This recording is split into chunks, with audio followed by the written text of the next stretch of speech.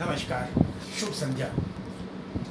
Society of career technology और जन विकास महासभा द्वारा आयोजित इस बायोकेमिस्ट्री क्लास में आपका स्वागत है। कल हम लोगों ने साइबरनेटिक्स और होम्योस्टेसिस के बारे में बातचीत की थी। अब उससे आगे आइए कार्बोहाइड्रेट मेटाबॉलिज्म पर चलते हैं। मेटाबॉलिज्म क्या है? जैसे हम कोई मकान लें और मकान लिया तो हमने पुराना किसी से, लेकिन हम अपने हिसाब से नया मकान बनवाना चाहते हैं, तो हम क्या करते हैं? पहले मकान को गिरवा देते हैं, सारी ईंट अलग कर लेते हैं और उसके बाद हम अपनी इच्छा से, अपनी डिजाइन के हिसाब से नया मकान बनवाते हैं। तो हम पौधों से भोजन तो प्राप्त करते हैं, लेकिन उससे अल्टीमेटली हमारे शरीर में अलग तरीके के बिल्डिंग की ज़रूरत है। तो इसलिए फिर क्या होता है, डाइजेशन में पौधों से प्राप्त हुआ जो भोजन है वो छोटे सिंपलर यूनिट्स में तोड़ दिया जाता है और फिर उससे हमारे शरीर की ज़रूरत के हिसाब से जो मॉलिक्यूल्स है वो बनाए जाते हैं। तो इस तरीके से इन सारे रिएक्शंस को मेटाबॉलिज्म कहते हैं। और मेटाबॉलिज्म में दो बातें हैं, एक तो सिंथेसिस या एनाबॉलिज्म और दूसरा ब्रेक डाउन या कैटाबॉलिज्म। तो इसमें ग्लूकोज की एनाबॉलिज्म तो फोटोसिंथेसिस में होती है, जिसमें कि कार्बन डाइऑक्साइड, वाटर और सूरज की ऊर्जा लेकर के भोजन बनाया जाता है और उसके बाद हमारे शरीर में पहुंचने के बाद इससे ऑक्सीडाइज किया जाता है और उसके बाद वो एनर्जी प्राप्त की जाती है। तो बाकी सारे रिएक्शंस जो हैं वो कैटाबॉलिज्म वाले हैं, जिसमें क्या क्या चीज़ें हैं। सबसे पहले तो देखिए, ज़रूरत पड़ने पर जो ब्लड में ग्लूकोज गया उसमें से जितना ब्लड में ज़रूरत है और जितना सेल्स को ज़रूरत है वो तो ले लिया गया। बाकी जो सरप्लस है वो लीवर और मसल सेल्स में ग्लाइकोजन के रूप में स्टोर कर लिया जाता है। तो ग्लूकोज से ग्लाइकोजन बनाने की क्रिया को ग्लाइकोजिनेसिस कहते हैं। और इसके बाद दूसरा, जब ब्लड में ग्लूकोज की मात्रा कम होने लगती है तो लीवर और मसल सेल्स में जो स्टोर्ड ग्लाइकोजन है उसका ब्रेकडाउन किया जाता है और उससे ग्लूकोज बना लिया जाता है, जिसे ग्लाइकोजिनोलाइसिस कहते हैं। फिर हर सेल में ग्लूकोज का ऑक्सीडेशन किया जाता है, तो उसमें एक क्रिया होती है ग्लाइकोलिसिस या इम्बडेन-मेयरहॉफ पाथवे, जिसमें 6 कार्बन वाले ग्लूकोज से 3 कार्बन वाले 2 मॉलिक्यूल्स बना लिए जाते हैं। चौथा एक और सिस्टम है HMP शंट या हेक्सोज मोनोफॉस्फेट शंट, जिसमें भी 36 ATP बनते हैं, लेकिन इसमें खास बात यह है कि इसमें 5 कार्बन वाले राइबोज शुगर बना लिए जाते हैं, राइबोज और डीऑक्सी राइबोज शुगर, जो कि फिर DNA और RNA में बनाने में इस्तेमाल होते हैं। जब स्टोरेज फॉर्म में ग्लाइकोजन नहीं है और ग्लूकोज की ज़रूरत है हमें, तो फैटी एसिड्स और एमाइनो एसिड जो कि नॉन कार्बोहाइड्रेट सोर्सेज हैं, उनसे फिर ग्लूकोज बना दिया जाता है और इस क्रिया को ग्लूकोनियोजिनेसिस कहते हैं। एक एनारोबिक रेस्पिरेशन में कभी कभी हमारे मसल सेल्स में जब ज़रूरत पड़ती है बहुत अधिक जल्दी ऊर्जा की, तो उस समय उस लैक्टिक एसिड बना लिया जाता है और लैक्टिक एसिड से फिर ज़रूरत पड़ने पर फिर ग्लूकोज और ग्लाइकोजन बना लिया जाता है। तो उस रिएक्शन को कोरी साइकिल कहते हैं। क्रेब्स साइकिल और TCA साइकिल और साइट्रिक एसिड साइकिल, इसमें जो 3 कार्बन वाले पायरुविक एसिड थे उनसे फिर एसिटाइल कोएंजाइम में बनाया जाता है और एसिटाइल कोएंजाइम से फर्दर ऑक्सीडेशन किया जाता है। इनके साथ ग्लाइकोलिसिस और क्रेब्स साइकिल दोनों के साथ एसोसिएटेड एक बहुत इंपॉर्टेंट इवेंट है, जिसमें क्या होता है कि एक्चुअली जब ग्लूकोज से एक हाइड्रोजन का परमाणु अलग होता है तो इतनी ऊर्जा निकलती है कि वो हाइड्रोजन को आयनाइज कर देती है। अब माइटोकॉन्ड्रिया में क्या होता है कि इस इलेक्ट्रॉन के ट्रांसपोर्ट के लिए अलग पाथवे होता है, प्रोटॉन के लिए अलग पाथवे होता है और इस एक्साइटेड इलेक्ट्रॉन से एनर्जी लेकर के ATP बना ली जाती है। तो इसमें क्या होता है कि 2 क्रियाएं एक साथ होती हैं, एक तो ऑक्सीडेशन जिससे कि ऊर्जा निकलती है और दूसरा वही ऊर्जा तुरंत फॉस्फोराइलेशन में इस्तेमाल हो जाती है। फॉस्फोराइलेशन क्या है? कोई भी मॉलिक्यूल यदि फॉस्फेट से क्रिया करता है तो उसे फॉस्फोराइलेशन कहते हैं।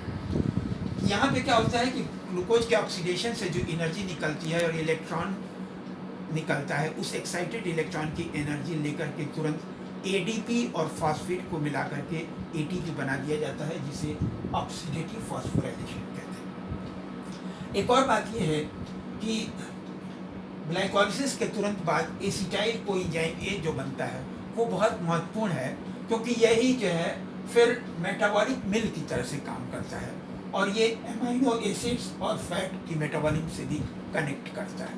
तो इस तरीके से ये तो मुख्य बातें हैं कार्बोहाइड्रेट मेटाबॉलिज्म की। अब आइए उसमें से एक एक करके बात करते हैं।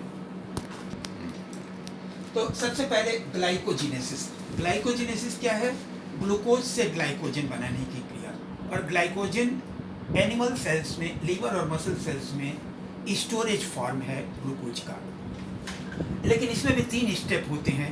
सबसे पहले तो ग्लूकोज एक हेक्सोकाइनेज एंजाइम और मैग्नीशियम आयन की उपस्थिति में एटीपी का एक फॉस्फेट ले लेता है और ग्लूकोज 6 फॉस्फेट बनाता है और एटीपी बन जाता है। दूसरी क्रिया में क्या होता है कि ये एक फॉस्फोग्लूकोम्यूटेज एंजाइम है, उसकी उपस्थिति में ग्लूकोज 6 फॉस्फेट फिर ग्लूकोज 1 फॉस्फेट में चेंज हो जाता है, क्योंकि एक्चुअली ग्लूकोज 1 फॉस्फेट ही पॉलीमेराइज होकर के ग्लाइकोजन बना सकता है।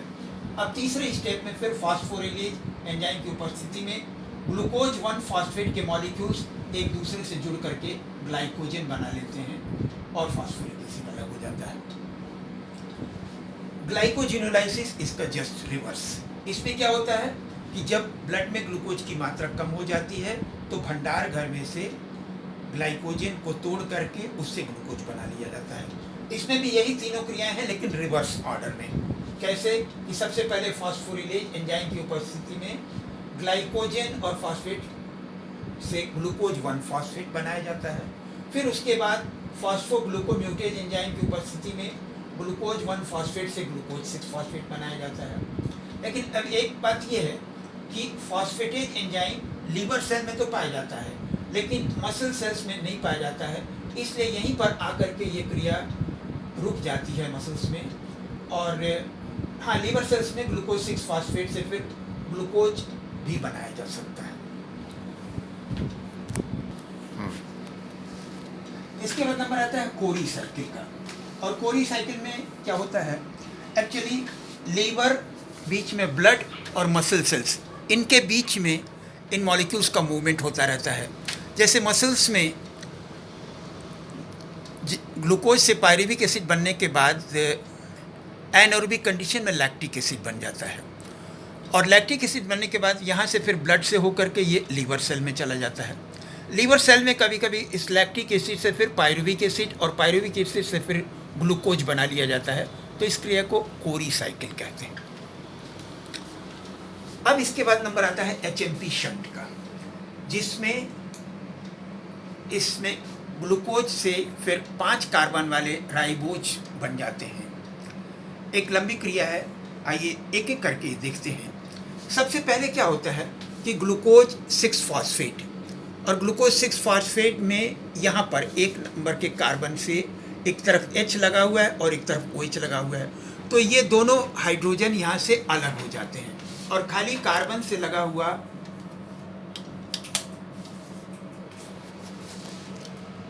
ऑक्सीजन बच जाता है। यहाँ देखिए, तो ये 2 हाइड्रोजन अलग हो गए, NADP के द्वारा ले लिए गए, NADPH बन गया डिहाइड्रोजिनेज एंजाइम की उपस्थिति में। इसके बाद क्या होता है, एक वाटर मॉलिक्यूल ऐड होता है। तो वाटर मॉलिक्यूल ऐड होने में फिर क्या होता है कि यहाँ पे जो है ये जो 2 हाइड्रोजन निकल गए थे, वहाँ पे वाटर मॉलिक्यूल ऐड होने से एक तरफ तो ये OH और एक तरफ ये O, तो वाटर का जो है OH यहाँ आकर के अटैच हो गया और हाइड्रोजन यहाँ आकर के अटैच हो गया। तो इससे क्या हुआ है, CO तो पहले से था यहाँ पर और इसमें OH और अटैच हो गया, तो ये 6 फॉस्फोग्लूकोनिक एसिड बन गया। और ग्लूकोनिक एसिड का से फिर यहाँ पे 3rd स्टेप में दोनों क्रियाएं होती हैं। एक तरफ डिहाइड्रोजिनेशन भी होता है, 2 हाइड्रोजन अलग कर दिए जाते हैं, ये और ये वाले, और दूसरी तरफ डीकार्बोक्सिलेशन भी होता है, मतलब CO2 भी। तो यहाँ पे जैसे CO2 भी अलग हो गया, हाइड्रोजन भी अलग हो गया, तो इसमें क्या हो गया, ये पूरा का पूरा ये अलग हो गया। तो अब 6 कार्बन की जगह 5 कार्बन बन गए, इसमें राइबोलोज 5 फॉस्फेट। अब इस राइबोलोज 5 फॉस्फेट में थोड़ा सा रीअरेंजमेंट होता है, इसमें आइसोमेराइजेशन होता है, 2 आइसोमर्स बन जाते हैं, राइबोज 5 फॉस्फेट और जाइलोलोज 5 फॉस्फेट। इसके बाद फिर इनमें रीअरेंजमेंट होता है, दोनों 5 कार्बन वाले मॉलिक्यूल्स हैं, इनमें रीअरेंजमेंट के बाद क्या होता है, एक तो 7 कार्बन वाला सेडोहेप्टिलोज 7 फॉस्फेट बन जाता है और 3 कार्बन वाला फॉस्फोग्लिसरल्डिहाइड बन जाता है। इसके बाद फिर इसमें